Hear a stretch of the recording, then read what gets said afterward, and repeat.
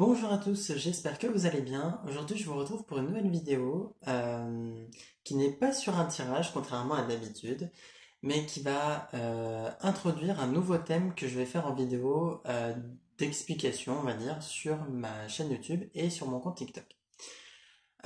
Ces vidéos vont donc porter sur les soins énergétiques. Dans cette vidéo-là, je vais parler de la pratique des soins énergétiques, du fait que ce soit un don ou pas, etc.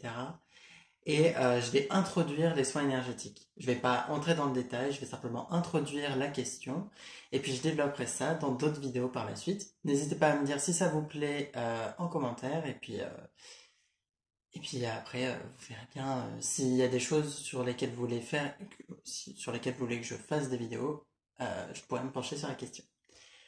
Alors les soins énergétiques déjà.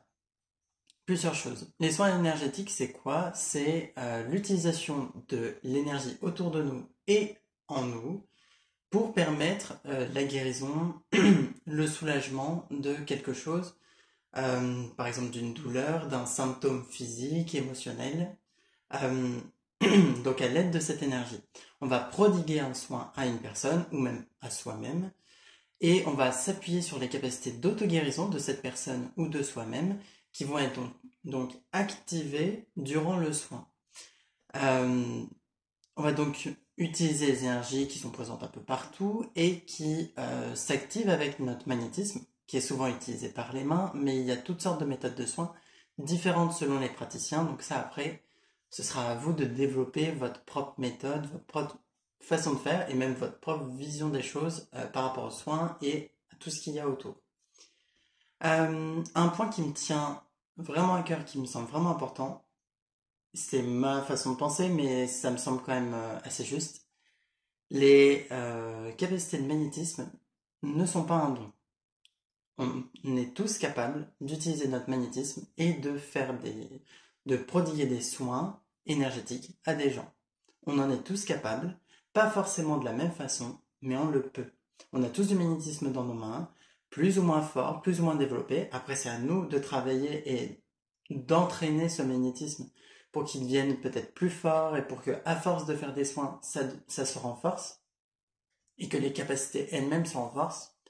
Je pense que les personnes qui ont un don, et ce n'est pas le cas, sont des personnes qui ont déjà développé leur magnétisme dans des vies antérieures, et donc quand ils reviennent ici, leurs capacités sont déjà bien développées, donc ils partent avec une base où leurs capacités sont déjà assez fortes, mais ça n'empêche que nous avons tous des capacités de magnétisme, et nous sommes tous capables de les utiliser.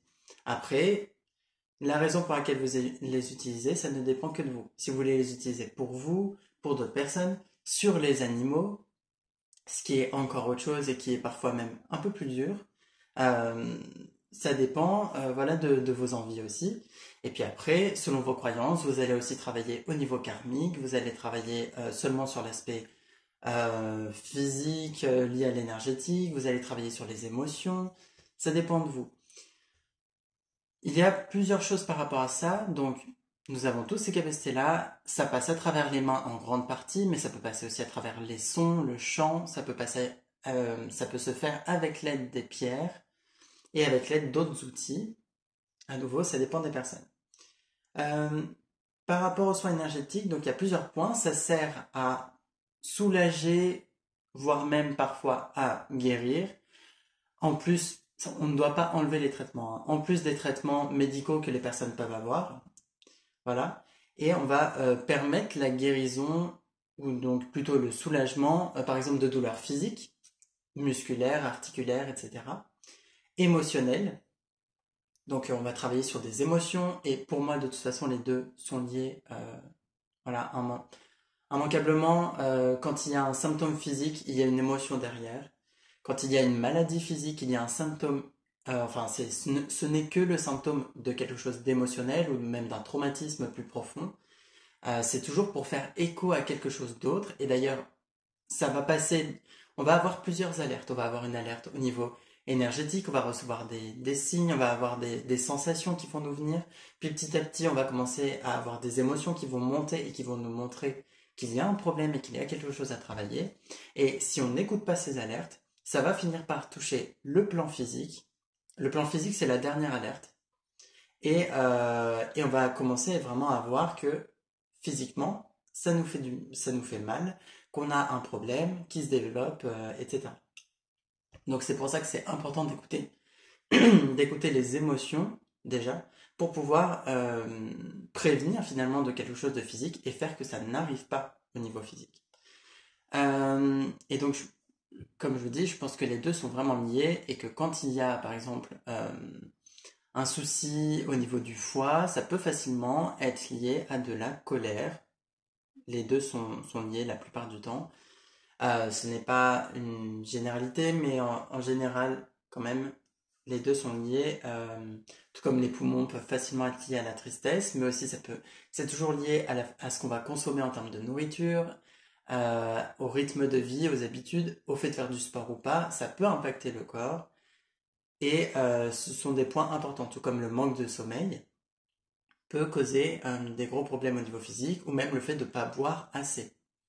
Voilà, c'est des points qui sont hyper importants et c'est, on va dire, des gros besoins qu'on a besoin qu'il faut remplir, auxquels il faut répondre. Voilà, le besoin de sommeil, le besoin de manger, de boire, le besoin de bouger quand même, et d'avoir une alimentation plus ou moins saine, ça reste assez important. Donc en termes de gros points, voilà ce que je voulais aborder durant cette vidéo. Euh, je vais développer sur plusieurs choses aussi par la suite. Déjà, c'est pas vraiment qu'il y a des règles à respecter, mais il y a des situations dans lesquelles les soins peuvent être plus compliqués à faire, tout simplement. Et puis il y a des endroits, des lieux où, pareil, l'énergie, c'est pas qu'elle est pas propice, mais il faut être bien protégé pour pouvoir faire ça. Par exemple, faire un soin dans un hôpital ou même dans une prison. Bon, c'est rare d'aller dans une prison pour faire un soin à quelqu'un, mais faire un soin dans une prison ou dans un hôpital, ou même dans un hôpital psychiatrique, c'est des endroits très chargés en énergie, euh, très chargés en énergie en plus de problèmes de santé, de soucis comme ça. Donc ça va être assez difficile de faire des soins dans ces endroits et il est vraiment important d'être bien protégé par exemple. Et il y a des maladies aussi qui sont plus compliquées, déjà ne serait-ce qu'à soulager en termes de douleur et énergétiquement ça va vous demander plus d'énergie, plus de temps et ça peut être un peu compliqué au début. Donc s'attaquer à un gros cancer dès le départ, c'est peut-être pas la meilleure chose. Après, si vous pensez que vous pouvez pas faire autrement parce que ça devient vraiment difficile pour la personne, vous pouvez toujours essayer. Mais c'est vrai qu'il y a des choses qui sont difficiles à aborder au départ. Donc après, voilà, je vous détaillerai un peu plus tout ça dans de prochaines vidéos. J'espère que déjà cette introduction vous convient et voilà, j'ai abordé des points qui me semblent importants et retenez bien que ce n'est pas un don et que vous êtes capable de le faire. Vous pouvez développer vos ressentis au niveau de vos mains. Essayez vraiment, ne serait-ce qu'avec les objets, avec les gens, avec les êtres vivants, de passer vos mains, par exemple, au-dessus, de voir si vous ressentez des choses, si vous ressentez des picotements, de la chaleur, du froid, ou d'autres sensations. Essayez de voir si vous êtes inspiré à faire quelque chose, euh, à faire vos soins d'une façon précise. Imaginons que vous ressentez que vous devez faire vos soins, mais ça passe à travers du dessin où vous allez capter des choses et vous allez pouvoir euh, finalement retranscrire le souci de santé de la personne sous forme de dessin, et puis ensuite vous allez travailler sur ce dessin pour pouvoir guérir la personne. Ça peut être une façon de faire un soin énergétique qui est propre à vous. Ça dépend vraiment des façons de faire. Si vous aimez travailler avec les sons, peut-être que c'est dans cette direction que vous pourrez aller. Ça dépend de vous. Tout comme vous pouvez vous aider d'outils comme le pendule, etc. Il y a des pendules qui fonctionnent très bien pour la guérison. Je vous remercie d'avoir regardé cette vidéo, j'espère que ça vous a plu. Je vous retrouve bientôt pour de nouvelles vidéos de tirage et pour de nouvelles vidéos euh, au niveau justement des soins énergétiques. Et je développerai un petit peu de tout ça. Et voilà, et si je fais ça, c'est tout particulièrement parce que je souhaite que les gens puissent finalement développer leur capacité de magnétisme, les utiliser pour eux-mêmes et pour d'autres personnes s'ils le souhaitent. Euh, Parce qu'au final, ça me semble vraiment important qu'on soit capable de le faire et qu'on n'ait pas besoin forcément de magnétiseurs pour ça. Merci à vous et je vous dis à bientôt.